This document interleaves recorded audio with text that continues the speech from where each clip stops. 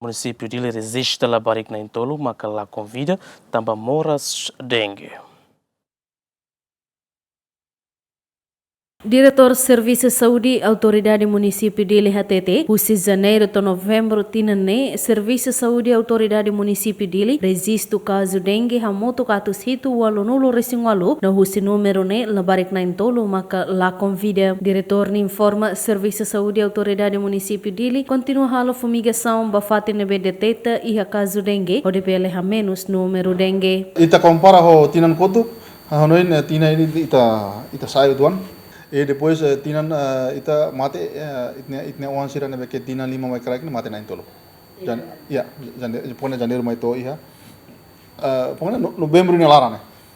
Damane caso habel dehan caso janeiro to novembro ita hamudo 788 caso dengue nebe ke register iha Serviço Municipal de Saúde. Além de conaba programa Susu Kolbakia, diretor ne HTT, sira continua husik Susu Kolbakia to fulan janeiro, tambah to agora sira katin situir tarzeto % lima nulo. Ahonain ita beldehan pomigação caso dengue ita agora ita la hela, la sira equipo sira la segunda to sábado.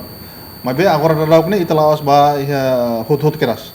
Mas bem ita tuir lista nebe ke hudikara centro saúde nebe ke a lista poma ita kata olai.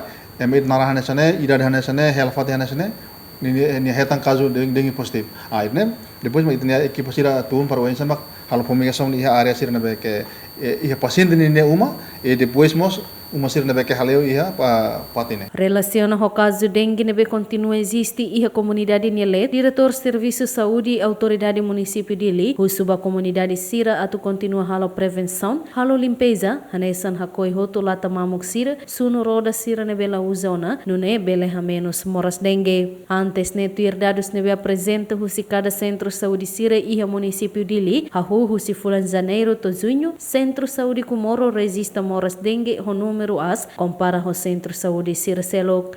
Dilma Suzeti, GMN.